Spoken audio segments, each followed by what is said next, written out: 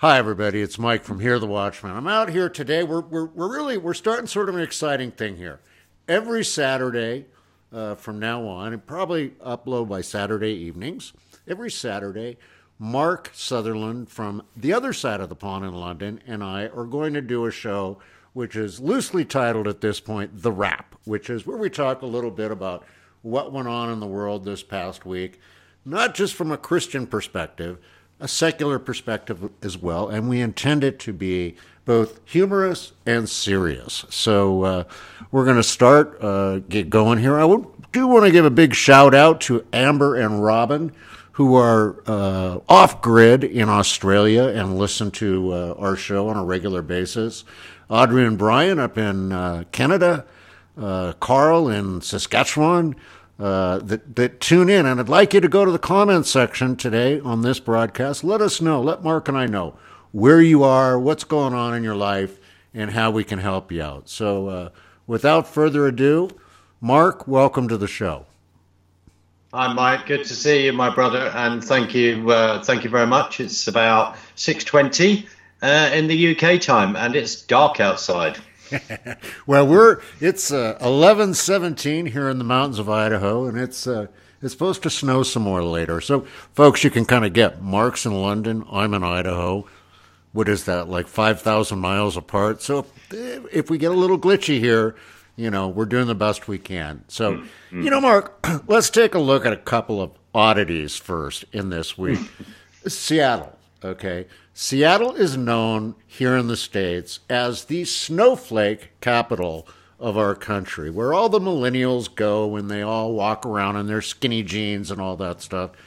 Seattle got snow, and the whole city is shut down. They got 6 inches of snow. 6 inches of snow is just not all that much, but it's more than they get in a year.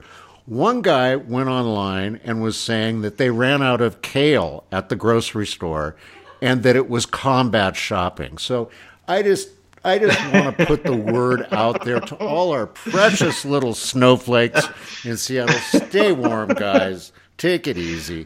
It'll stop. It's just snow. That's all it is. It drops out of the sky. Yeah. So you mentioned snow, kale, and combat shopping in the same sentence. That is totally and utterly snowflake, my brother. It is, totally, isn't it? I mean, it's incredible. Combat shopping because they can't get their kale, and they're running out of bottled water. I mean, go melt snow, guys. That's all you have to do. So. We're trying, folks. We're trying to help the millennials. We're trying to give them, now, of course, it's all fine to rag on the millennials until I need to convert a PDF into a Word doc. Then I need a millennial. But absolutely. Anyway, so Mark, here in the States, we have a new disease that's spreading across the country called AOC. It's awful, what it really is, and we all know it here. It's Alexandria Ocasio-Cortez, the liberal from New York, who somehow, I don't know how she got elected.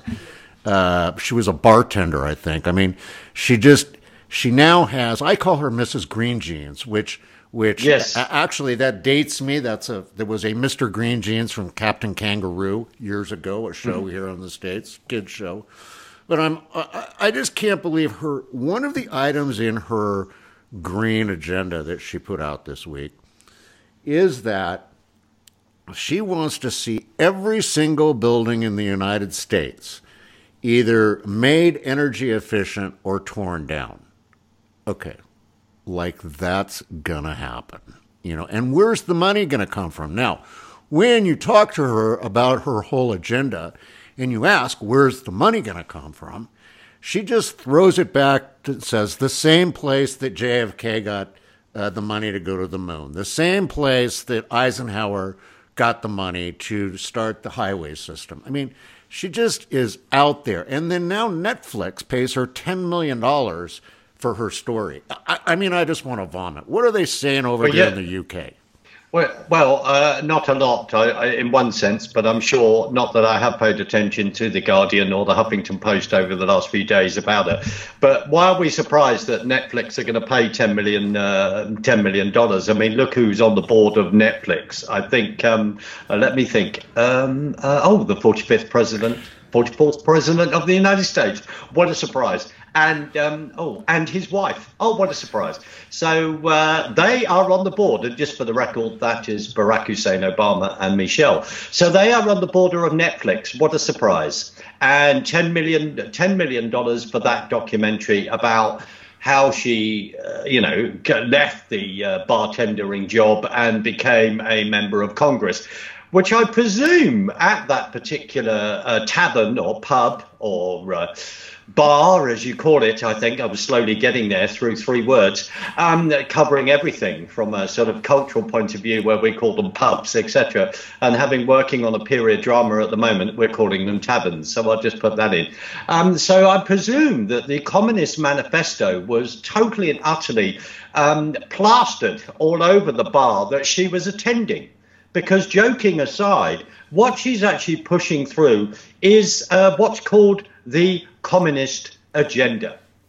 And even though, as you know, I have an extensive library on this side of the pond, we reveal yet his book that's just arrived. But I just want to share with you everybody, this book by Mr. Dellingpole, who today in Breitbart begins to destroy her. This book is called Watermelons. Basically, green on the inside, or sort of green on the outside, but red on the inside. It's cultural Marxism. It's communism, for crying out loud. So there she is. I want to pull all the buildings down.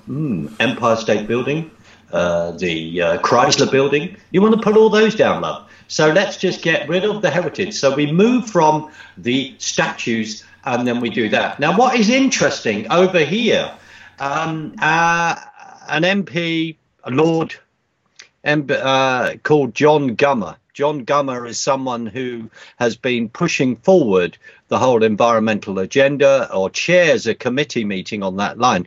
It's just been found out from Guido Fawkes, who's the equivalent of Drudge on your side of the pond. I have to introduce you to Guido more, or you need to find him. Everyone else who's listening needs to find Guido, because Guido is superb, and they've tried to shut him down. What a surprise.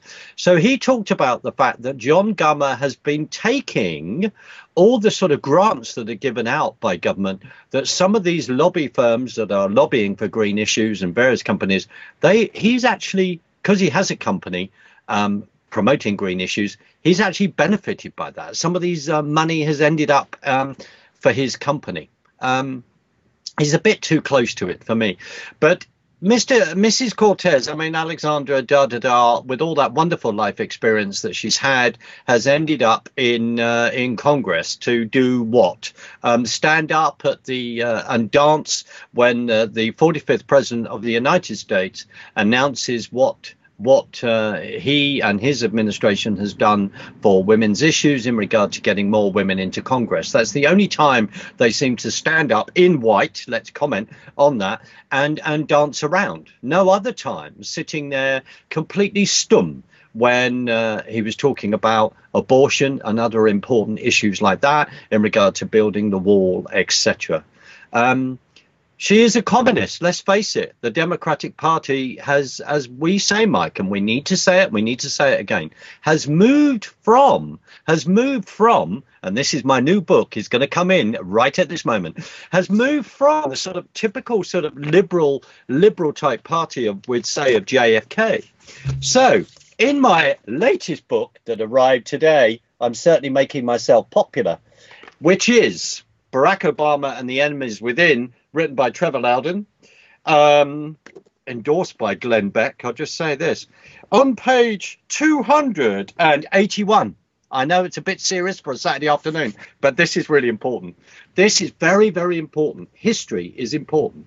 History is written by the victors, Mr. President, quote from my film. Right. The movement for democratic society united all the main strands of the Obama movement. Communist Party USA, Democratic Socialists of America, and a whole bunch of old students for a democratic society, including longtime Obama associates Carl Davison, Mike Klonsky, and several former WLO terrorists, including Bill Ayers and Jeff Jones. Yes, I said that in our broadcast. Why am I saying that? Because the President of the United States, the 45th President, said we will not be having socialism in America.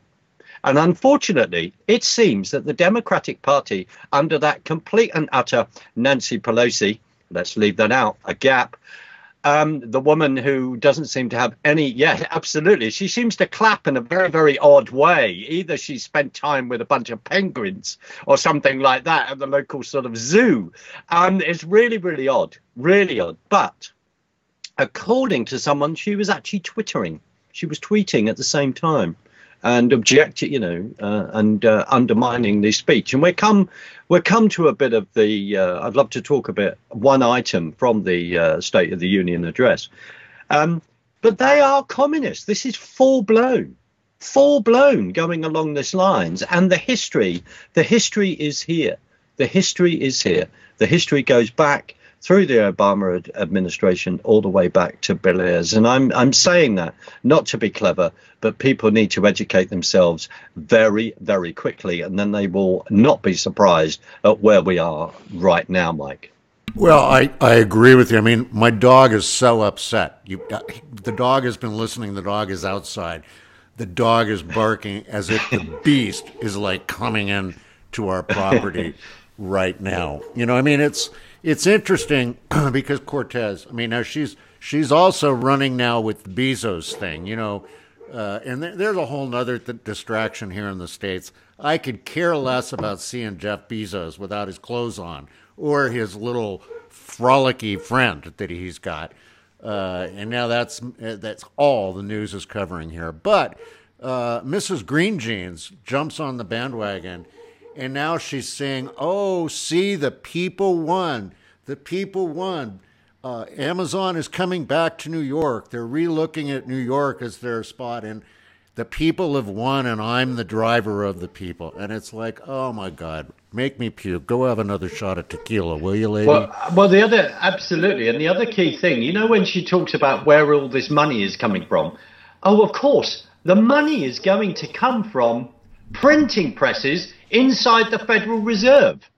You know, work it out, woman. Work it out. It's a private banking cartel. And the answer is, as you know, and we won't repeat that particular conversation you had recently with younger people not too far from you. The answer is just press the printing presses, Mike. That will solve the problem. Will it? Well, what you don't realize, as far as I'm concerned, don't quote me necessarily on this, but I think the dollar now seems to be worth 3 cents to what it was in the year 1900 or something like that. The devaluation of things. So I'm sorry, but the young lady, it's total and utter communism. And of course, she seems to love Venezuela. We need to be praying for Venezuela and the poor people down there and what is going on. As long as these communists, they're in power, the elites in power, they're not really worried about what happens to the rest of us, all the little ants that enjoy their depopulations and seeing half of us leave the planet. You know, we're not making this up. No, I mean, and that's the thing, Mark. It's staggering. I mean, it's debt slavery. That's what they want to do. That's where they want to get us to. I mean, you know, I think she's just a useful idiot for the Democrats personally. But, you know, I mean, she was actually called, there was a guy in Texas that called her a bimbo. A politician in Texas called her a bimbo. And everybody attacked him, and he had to take his tweet down. He took his whole account down as a result. I mean, you know what? I mean, I don't know why I apologize. If the shoe fits, it fits, you know. So, you know, enough on her and our little white dress clappy gal, you know. I mean, it's just like Flipper in the White House, you know. So, but let's go on to that other white hat wearing person that's doing some odd stuff, and we seem to know him better by the name of the Pope. What's going on there, Mark? Well, you mean the Jesuit, the first Jesuit Pope? Well, he has just signed some kind of covenant with an imam who follows the Islamic religion, and it seems that putting things in a polarity where you are moving forward to a one world religion. We've seen the basis of this begun where, various people like, I think Rick Warren on your side of the pond talk about Chrislam and all this. We're going to have to name these people. That's the truth of it. And we believe as Christians that there is only one way. Jesus said, I am the way, the truth, and the life. That's it. We're not going to apologize for that and get forward from that. And the other thing is, we want people who are following Islam. We want these people to become Christians. But the fact that we've never seen this kind of thing before until now in our lifetime. We haven't got time to necessarily discuss the Second World War and the various behaviour then of a particular pope, etc. The various things that were going on, and other people can go and do the research. No, well, there you go. We are seeing, Mike, we're seeing biblical prophecy unfold. It's astounding when we're going apostasy, a great falling away from biblical truth. You and I are not saying this we're not saying this out of being clever. We're trying to see what Scripture says. We have a number of dear friends around us that are so theologically astute. That's what's going on. So to see him go over and do that, I'm not sure how this was played out or talked about much in the mainstream press on your side of the pond. I think it was mentioned briefly or mentioned by the BBC, etc. And of course, two dear friends of ours were at that conference of the World Council of Religion in Canada, and actually warned us, saw how these things are actually building up. So this is a major marker. And the other thing is, remember that this particular Pope has pushed through, has completely sounded off in regard to immigrant rights and all this kind of thing, in regard to mass immigration that's going on in Europe, and really challenging populist movements, having made some various comments against the president of the United States, Donald J. Trump. And the reason why I keep saying his name is because many people would like to deny the fact that he is president. Well, let's just remind people that he is president of the United States and get over it. That's the truth of it. So he has made comments about that. He's made comments against nationalism and all this kind of thing. Now, my own understanding, I think the Vatican does have a wall around it, a wall built around it.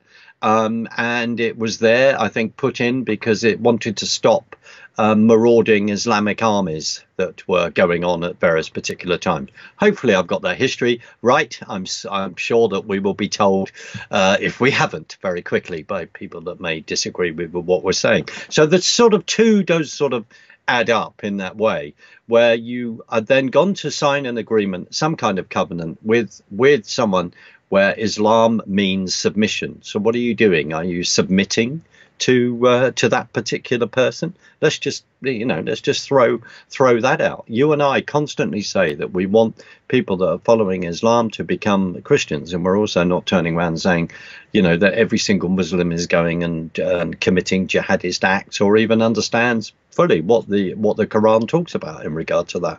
And we've got some wonderful experts who talk about that. So that's my comment on that, Mike, really. Well, it's I don't think people realize, Mark, the dire straits that we're in, not just as a country, but as the world, and things that are going on your side of the pond and our side of the pond, and how they interact with each other. I want to give you a little breaking news right now that just came out.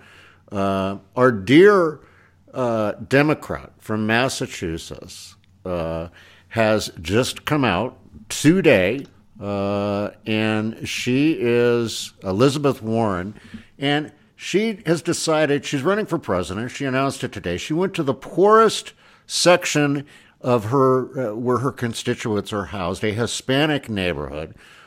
She went there to announce this, and what she's done is she's said that there should be an ultra-millionaires tax.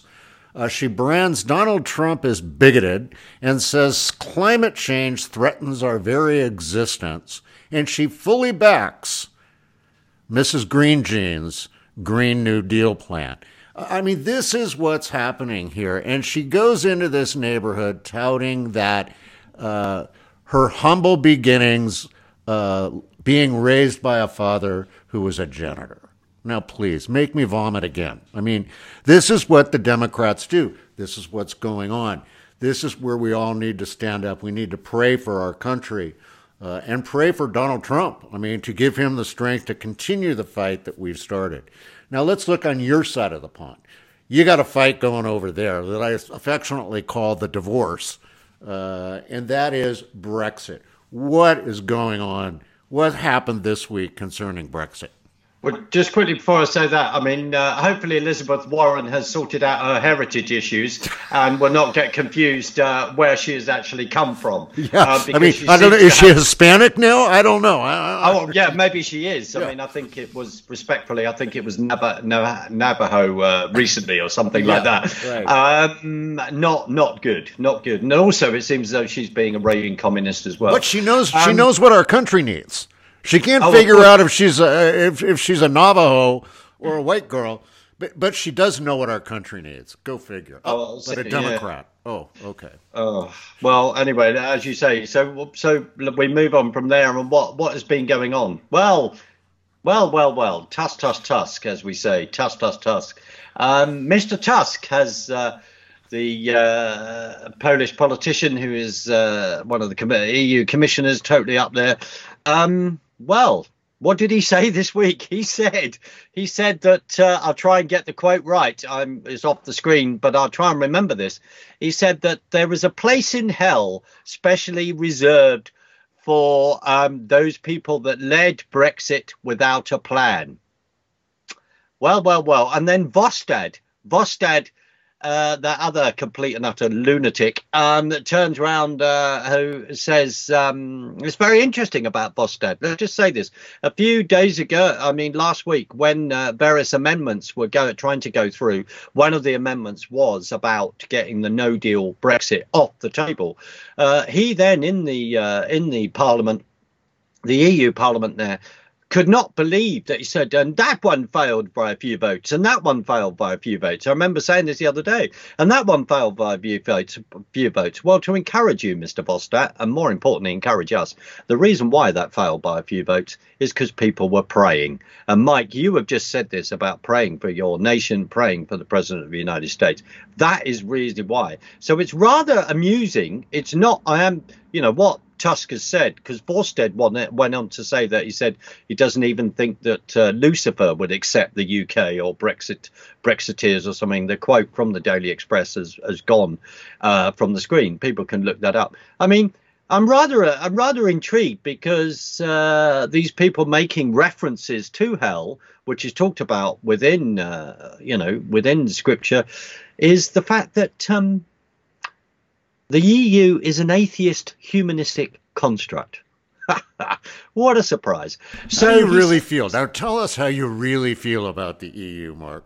Well, I mean, I think it's really, really important that I hold back at this particular point. But he said this at a conference with Leo Borekstad, or whatever his name is. I most probably just completely murdered his name, who is the leader of Southern Ireland. And he made that. And the other important thing to just point out at this point is that the Ireland spends 50% of its GDP, we said this the other week, supporting all the bank debt, all this bank debt, all these bank bailouts. And here's another little link. Cuomo, or however you pronounce his name, and I certainly feel totally right within my rights to murder his name in New York. I think it was his father or a relative who was involved with negotiating the bank debts in regard to 2008. There are all these all these links that people really have got to wake up about. So Vostad and Tusk really excelled himself in saying that. And actually, do you know what, Mike? I am so pleased that these people are coming out with the mask is slipping of who they really are. They are having an absolute hissy fit. He had a Tusk fit. And the reason being is because they know that on the 29th of June, when I'm with you at the conference in Dallas, my brother, at the Hear the Watchman conference, look how I segued into that. Look how I segued. That was awesome. And what's that website? I think it's called hearthewatchmenmen.com. Brilliant. It's all right. I don't get any profits, but I segued brilliantly. So I will be there at that time, but I don't take it lightly. Yes, it's brilliant that we are going, but we now have this fight. There is this global, this is a fight between nationalism and globalism, and things are really, really stepping up. And the reason why the EU, they're upset about us going is because of the amount of debt. Now, saying that, Italy is in huge, huge problems in regard to paying back debt, and Italy could be the next country to leave. Salvini, the leader of Italy, has been actually saying some very positive comments in regard to the yellow vest protests that have been going on in France. There's even a comment on the internet that he actually has been meeting with people involved with the yellow vest movement. Now, let's just come back to Tusk and let's just say this how it is. On the internet, yes, on the internet, is whether we get accused of it being fake news and all this kind of thing.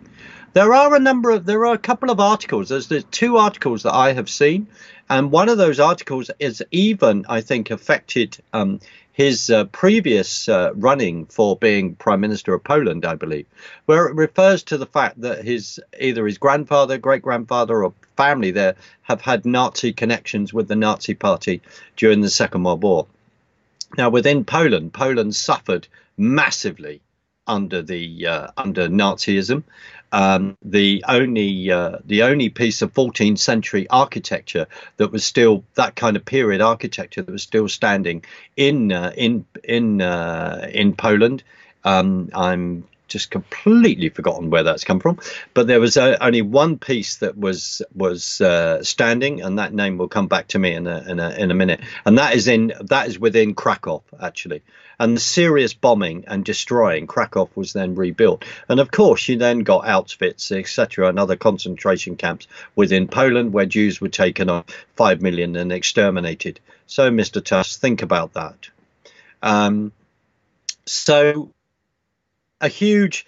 The mask slipped, Mike. They really told us how they actually feel. And the key thing is that, the EU was designed in 1920 by Jean Monnet, 1923 by Jean Monnet and Arthur Salter.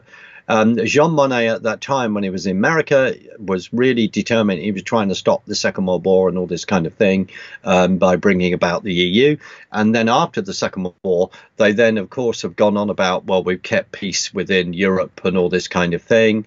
That's something that they make a play on since the Second World War, even though that was designed in the 20s and unfortunately didn't in their eyes, didn't do that. But it's a socialist construct. General Marshall, with the Marshall Plan, just quickly, with the Marshall Plan, after looking at the rebuild of Europe, the Marshall Plan, General George Marshall, to the money that came from America to rebuild Europe, that was actually Jean Monnet's plan.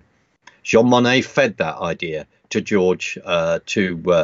General George Marshall, and William Jasper, in his brilliant book, Global Tyranny, Step by Step, said this. He talks about this. And the reason why I'm going this book is that I am so keen on, where do I find the time to read all this? I don't necessarily all the time, but I'm so keen on us getting that information. You and I throw this verse constantly. My people are destroyed through lack of knowledge, not perish, but are destroyed. And we need to gain that information so that we can go out there and try and have discussions with these millennials and say, look, this is what went on. This is what has gone on from the past. So that's my comment on Europe this week, my brother. Wow. I mean, just we have a couple of minutes left. Crazy week here, that we've gone through. And again, folks, it's just an example of why we need to pull together and pray. Why is it important for you to come to hear the Watchmen in Dallas, Texas, March 28th through the 31st? You want to come out there because you want to be with people like Mark and I. Mark will be there. I will be there. So will about 500 other people who are like-minded, and you'll be informed, as Mark so well put it, so you'll have the knowledge so we won't be destroyed. Let's pull together. Mark, thank you. Mark and I want to thank our sponsors for this show today. Yes. We don't have any. Okay. Oh, well, we'll thank them anyway. But we're glad you guys are out there. Let us know what you think in the comment section. Let us know topics you might want to hear about next week. But we'll see you again. Mark, thanks for joining us. Thank you, Mike, for having me on. Good to see you, my brother. See you soon in person. God Amen. bless. Hey, we'll do a show. We'll be there on a Saturday, and it's an important Saturday. We'll do a show live from Dallas when we're there. So. Definitely. Listen, everybody, that's going to wrap it up for us. We are at the 30-minute mark. We're trying to keep this show at 30 minutes each week for you. So God bless each and every one of you. And remember what we always say here on the Wrap and on the Watchmen's Report. There's nothing you can't do with Jesus in your heart, except nothing at all. Get out there, get busy, stop the communist forces that are trying to invade, because once they take over our country, they'll take over your country. And once that's done, you will not be able to pray openly or go to church again. So God bless each and every one of you. We'll see you next week here on The Wrap.